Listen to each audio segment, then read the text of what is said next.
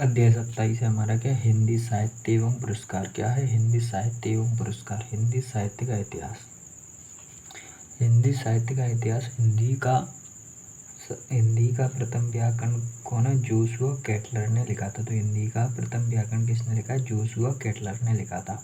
हिंदी साहित्य के इतिहास लेखन का सर्वप्रथम प्रयास या लेखन की परंपरा का सूत्रपात गार्सदासी ने किया था। उन्होंने फ्रेंच भाषा में इस्तबार द लिटरेचर हिंदुस्तानी नामक ग्रंथ की रचना की थी। इस्तबार द लिटरेचर हिंदुई नामक हिंदुस्तानी ग्रंथ की रचना किसने की? गार्सदासी ने। उन्होंने फ्रेंच भाषा में लिखा था। ये सर्वप्रथम हिंदी के लेखन का प्रयास किया था। और शिव सिंह सरोज हिंदी भाषा में लिखा गया हिंदी का प्रथम साहित्य ऐतिहासिक ग्रंथ है। शिव सिंह सरोज हिंदी भाषा में लिखा गया हिंदी का प्रथम क्या है? साहित्य ऐतिहासिक ग्रंथ है। The modern vernacular literature of Hindustani यह कालक्रम में लिखा गया हिंदी साहित्य का प्रथम इतिहास ग्रंथ है। अगर प्रश्न पूछा है कालक्रम के अनुसार लिखा गया हिंदी साहित्य का प्रथम ग्रंथ कौन सा है, तो the modern vernacular literature of Hindustani. Hindi साहित्य के इतिहास को व्यवस्थित रूप देने का श्रेय किसे जाता है? आचार्य रामचंद्र शुक्ल को। अगर प्रश्न पूछा जाता है कि हिंदी साहित्य के इतिहास का व्यवस्थित रूप का श्रेय किसे जाता है, तो वहाँ जाता है आचार्य रामचंद्र शुक्ल को। जॉर्ज ग्रियर्सन के इतिहास ग्रंथ the modern vernacular literature of Hindustani में सर्वप्रथम हिंदी साहित्य के विभिन्न कालों का नामांकन एवं काल विभाजन किया गया है। यानी कि the modern of vernacular literature of Hindi में सर्वप्रथम हिंदी साहित्य के विभिन्न कालों का नामांकन एवं काल विभाजन मिलता है। विभिन्न कालों का नामांकन एवं काल विभाजन मिलता है किसमें? The modern vernacular literature of Hindustani में। अब हिंदी साहित्य इतिहास एवं ग्रंथ एवं रचना। तो इस्तबार द लिटरेचर हिंदुस्तानी 1839 में किसने लिखी है? गार्सदासी ने लिखी है। इस्तबार द लिटरेचर हिंदुस्तानी 1839 में गार्सदासी ने लिखी है। शिव सिंह सरोज 1833 में, वो 1883 में शिव सिंह सेंगर ने, शिव आ रहा है इधर भी, शिव आ रहा है, सरोज सेंगर ने लिखा है।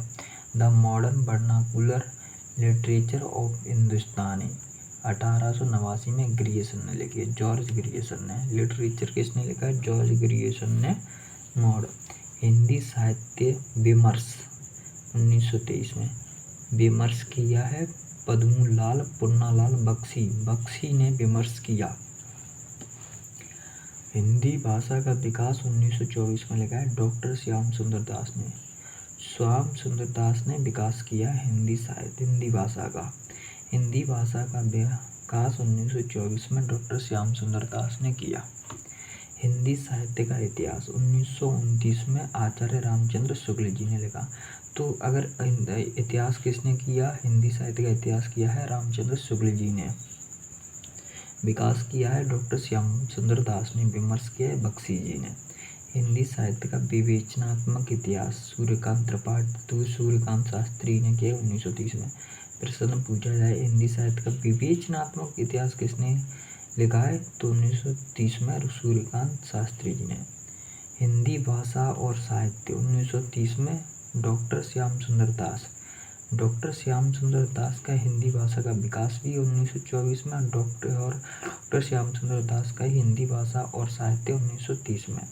और हिंदी साहित्य का इतिहास 1931 में रामचंद्र शुक्ल रसाल ने लिखा है। रामचंद्र शुक्ल रसाल। हिंदी साहित्य का इतिहास आचार्य रामचंद्र शुक्ल जी ने लिखा है। हिंदी साहित्य का इतिहास 1931 में रामशंकर शुक्ल रसाल ने भी लिखा है।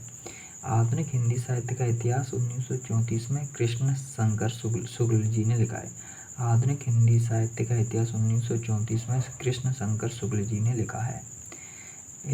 आधुनिक हिंदी साहित्य का 1934 में कृष्ण शंकर शुक्ल जी ने लिखा है। हिंदी साहित्य की भूमिका 1940 में डॉक्टर हजारी प्रसाद द्विवेदी ने लिखा है। किसने? हजारी प्रसाद द्विवेदी जी ने हिंदी साहित्य की भूमिका को निभाया है। हिंदी साहित्य की भूमिका को निभाया है डॉक्टर हजारी प्रसाद द्विवेदी जी ने।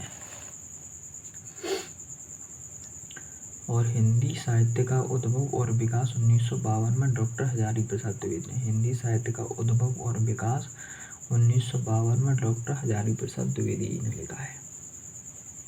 हिंदी साहित्य की भूमिका और उद्भव और विकास डॉक्टर हजारी प्रसाद द्विवेदी जी ने लिखा है। हिंदी साहित्य का आदिकाल किसने लिखा है? डॉक्टर हजारी प्रसाद द्विवेदी जी ने लिखा है। तो हजारी प्रसाद द्विवेदी जी ने क्या लिखा? हिंदी साहित्य की भूमिका 1940 में हजारी प्रसाद द्विवेदी ने। हिंदी साहित्य का उद्भव और विकास 1952 में डॉक्टर हजारी प्रसाद द्विवेदी ने।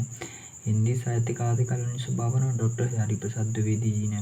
हिंदी साहित्य का अतीत आचार्य विश्वनाथ प्रसाद मिश्र ने। हिंदी साहित्य का अतीत आचार्य विश्वनाथ प्रसाद विश्व यानी पुराना रहा है तो अतीत पुराना। हिंदी साहित्य का अतीत आचार्य विश्वनाथ प्रसाद मिश्र ने। हिंदी साहित्य का आलोचनात्मक इतिहास डॉक्टर राम कुमार वर्मा ने।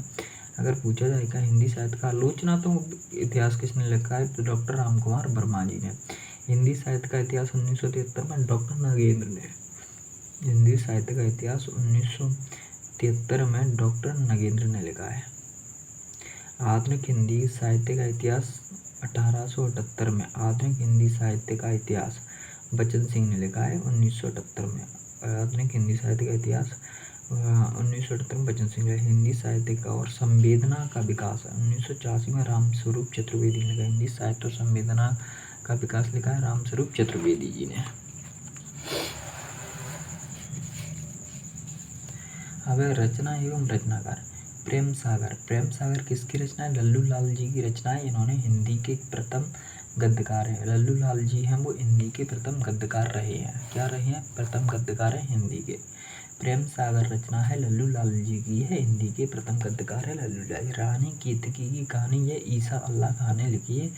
रानी केतकी की कहानी ईसा अल्लाह खान ने लिखी है।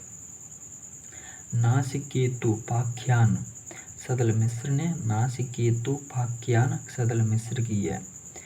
और सुख सागर सदा सुख लाल की, यानी इसमें भी सुख आ रहा है इसमें भी सुख आया, तो सागर सदा रहता है तो सुख सागर सदा सुख लाल जी की है। मैं भाषा योग वशिष्ठ राम प्रसाद निरंजनी की है। जो योग करते हैं वह निरंजन रहते हैं और राम का प्रसाद पाते हैं। भाषा योग विशिष्ट राम प्रसाद निरंजन जी की है। गोरा बादल की कथा जटमल की है। बादल गोरा होता है जो जटमाला फेरते हैं, जब बादल गोरे होते हैं तो गोरा बादल की कथा है जटमल की है। गोरा बादल की कथा किसकी? जटमल की है। तो प्रेम सागर किसने के लिए लिखी है? लल्लू लाल जी ने। हिंदी के प्रथम गद्यकार हैं। रानी केतकी की कहानी लिखी है ईसा अल्लाह खान ने और नासिकेतुपाख्यान लिखी है सदल मिश्र ने। सुख सागर है सदाशुख लाल की और भाषा युग वशिष्ठ है राम प्रसाद निरंजनी की और गोरा बादल की कथा जटमल की है। हिंदी साहित्य का काल विभाजन।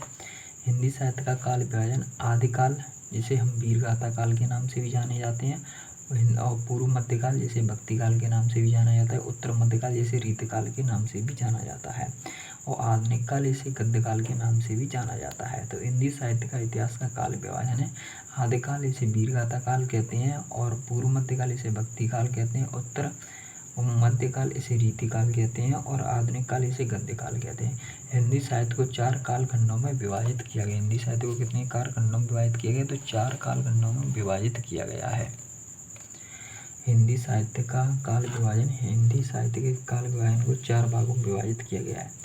आदिकाल जिसे वीरगाथा काल कहते हैं, पूर्व मध्यकाल जिसे भक्तिकाल कहते हैं, उत्तर मध्यकाल जिसे रीतिकाल कहते हैं, आधुनिक काल जिसे गद्यकाल कहते हैं। हिंदी साहित्य को 4 कालखंडों में विभाजित किया गया है। आचार्य रामचंद्र शुक्ल के अनुसार काल विभाजन। आचार्य रामचंद्र शुक्ल के अनुसार काल विभाजन कैसे रहा? आदिकाल। आदिकाल को हम वीरगाथा काल भी कहते हैं। यहाँ सन 1050 से 1375 ईस्वी तक है। 1050 से 1375 ईस्वी तक है आदिकाल। आदिकाल को हम वीरगाथा काल कहते हैं। सन 1050 से 1350 ईस्वी तक है। और पूर्व मध्यकाल को हम भक्ति काल कहते हैं। पूर्व मध्यकाल को हम भक्ति काल कहते हैं जहाँ सन 1375 से 1720 ईस्वी तक है। पूर्व मध्यकाल को भक्ति काल कहते हैं। सन 1375 से 1720 ईस्वी तक है। उत्तर मध्यकाल इसे हम रीतिकाल कहते हैं। सन 1700 से 1920 ईस्वी तक है। उत्तर मध्यकाल इसे हम रीतिकाल कहते हैं। सन यहाँ 1700 से 1920 ईस्वी तक है। आधुनिक काल इसे गद्यकाल कहते हैं। सन 1900 से अब तक है। आदिकाल को गद्यकाल कहते हैं, सन 1900 से अब तक है। आचार्य रामचंद्र शुक्ल के अनुसार काल व्यवहार है आदिकाल को वीरगाथा काल यानी 1050 ईस्वी से 1375 ईस्वी तक, और पूर्व मध्यकाल जिसे भक्ति काल को 1375 से 1720 तक है। उत्तर मध्यकाल को रीतिकाल सन 1700 से 1920 तक है। आधुनिक काल को गद्यकाल सन 1900 से अब तक है। रामस्वरूप चतुर्वेदी के अनुसार काल व्यय, रामस्वरूप चतुर्वेदी के अनुसार काल व्यय आदिकाल जिसे वीरगाथा काल कहलाते हैं, यहाँ 1050 से 1350 ईस्वी तक है। और पूर्व मध्यकाल जिसे भक्ति काल कहलाते हैं, 1350 से 1650 ईस्वी तक है। उत्तर मध्यकाल या रीतिकाल से जो 1650 से 1850 ईस्वी तक है। और आधुनिक काल जिसे गद्यकाल के नाम से जाना जाता है, यहाँ 1850 से अब तक है। तो आचार्य रामचंद्र शुक्ल के अनुसार तो 1050 से 1375, 1375 से 1700, 1700 से 1900, 1900 से अब तक। और लेकिन रामस्वरूप चतुर्वेदी के अनुसार 1000 से 50, 1350 से 1650, 1650 से 1850 और 1850 ईस्वी से अब तक है। अब नेक्स्ट क्लास में हम पढ़ेंगे आदिकाल वीरगाथा काल। यहाँ जय हिंद जय भारत। अगर आपको क्लास लगी अच्छी लगी तो चैनल को लाइक शेयर एवं सब्सक्राइब करें।